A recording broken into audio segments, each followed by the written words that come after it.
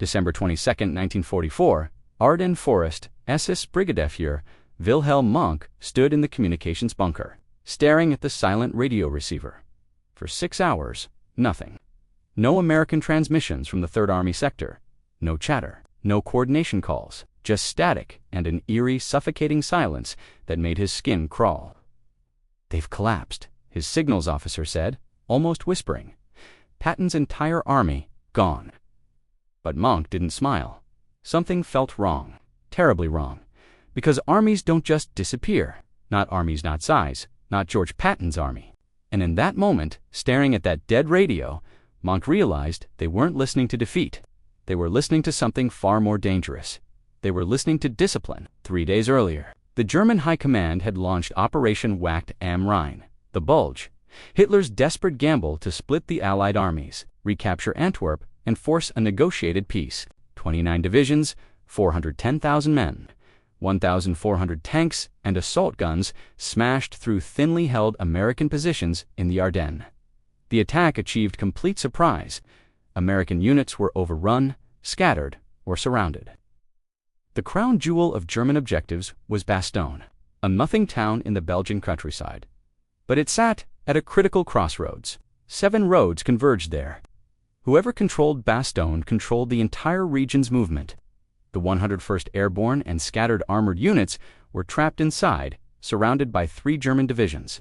They wouldn't last a week, maybe less. The German commanders were euphoric. SS Obersturmbannführer Joachim Peiper's Kampftruppe had punched 50 miles into Allied territory in 48 hours. Model's Army Group B was rolling forward like a steel avalanche. Victory seemed not just possible, but inevitable. And then someone asked the question that changed everything. Where is Patton? The Third Army was 100 miles south, locked in brutal combat around Saarbrücken. Patton's 6 divisions were grinding through the Siegfried Line, advancing slowly through German fortifications that had taken years to build. Intelligence confirmed their positions. Aerial reconnaissance showed their encampments. Everything indicated Patton was fully committed to his offensive in the Saar, disengaging from active combat operations, wheeling an entire army 90 degrees north, moving it 100 miles through winter storms, and launching a coordinated attack to relieve Bastogne. Logistics officers at German High Command did the calculations. Impossible in less than 2 weeks, they concluded. More likely 3. The Americans simply didn't have the organizational capability. Their doctrine was defensive and reactive.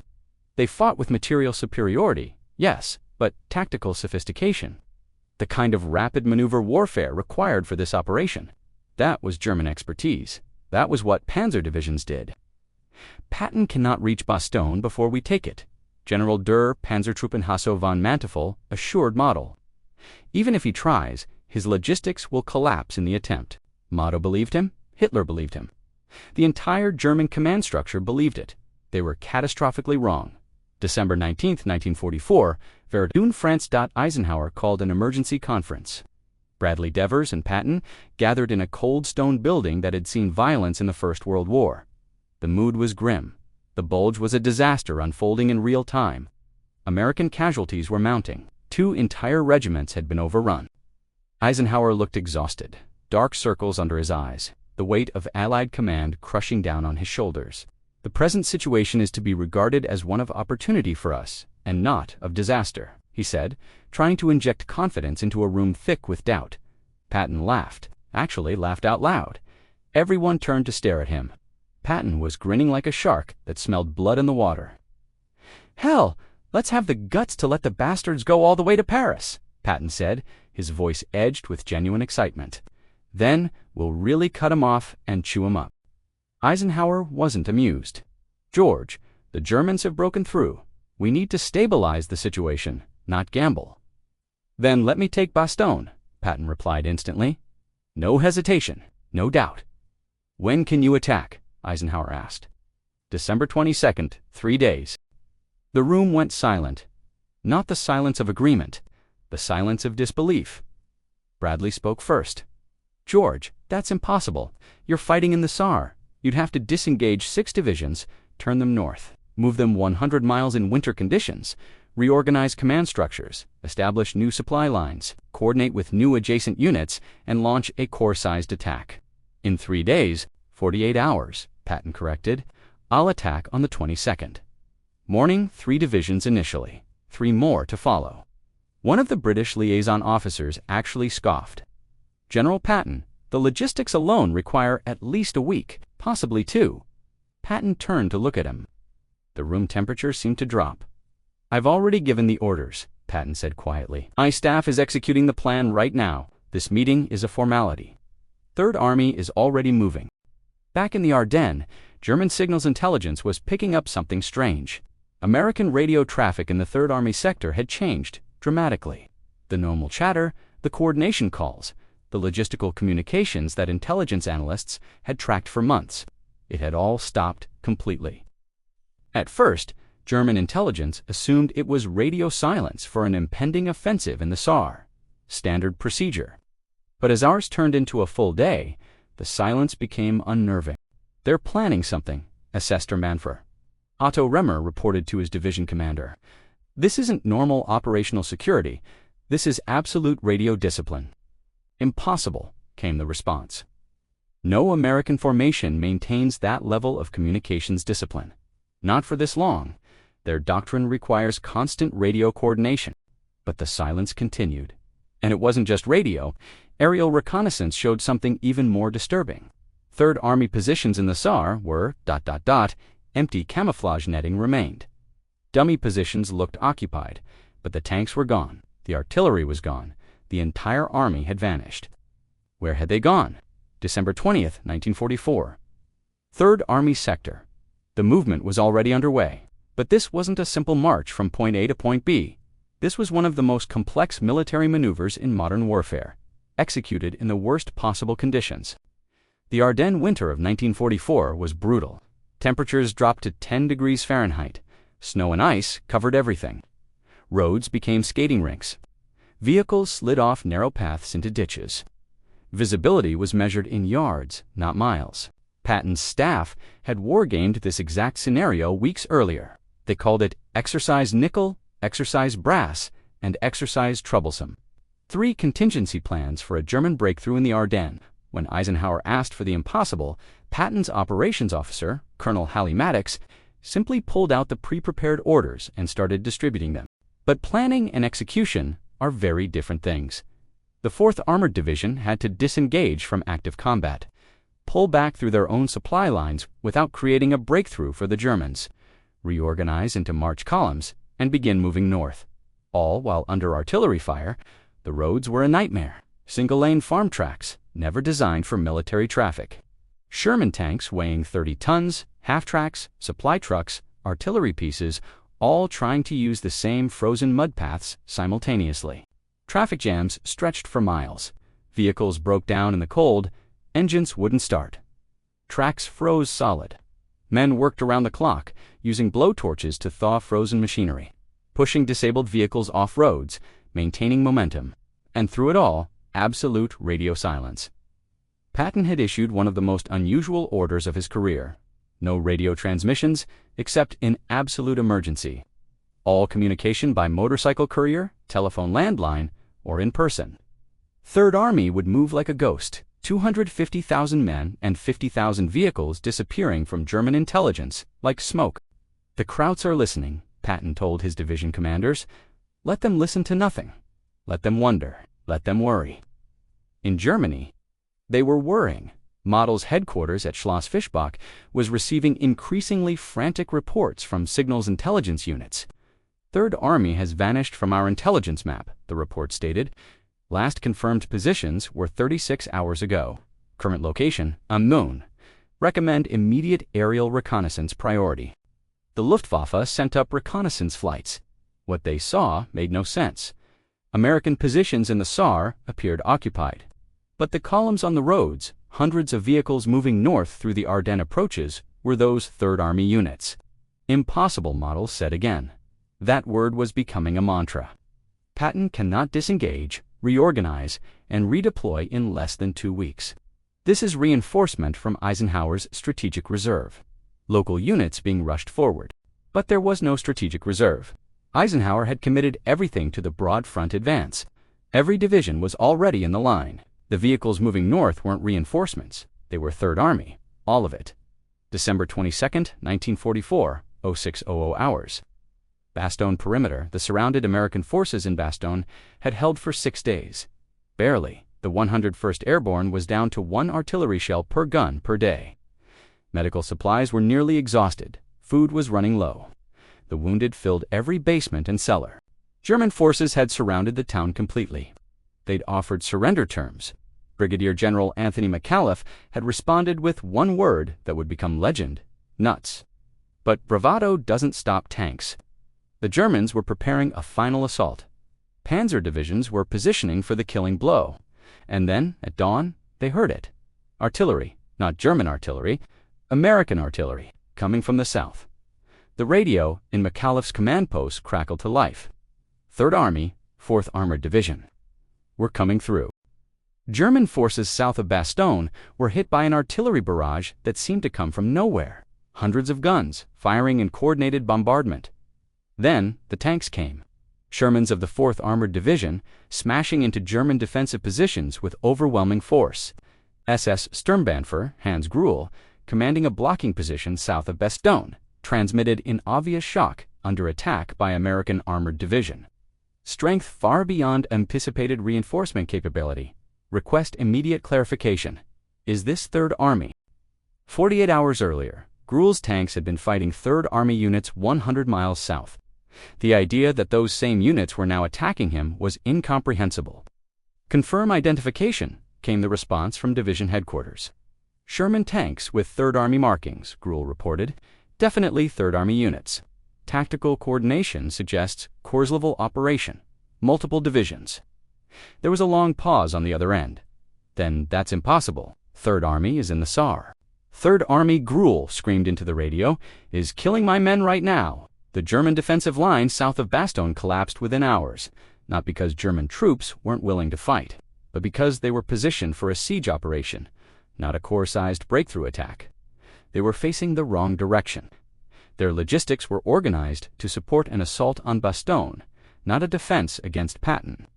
The 4th Armored Division's 37th Tank Battalion punched through to Bastogne on December 26th. The siege was broken. The surrounded American forces were relieved. The impossible had happened. In 48 hours, Patton had moved an entire army, reorganized it, and launched a successful corps-level attack that changed the entire strategic situation in the Ardennes. Model's headquarters received a confirmation at 1900 hours on December 26th. 3rd Army had relieved Bastogne. The entire southern flank of the German offensive was now exposed. Patton wasn't stopping, he was attacking, driving north into the Bulge itself.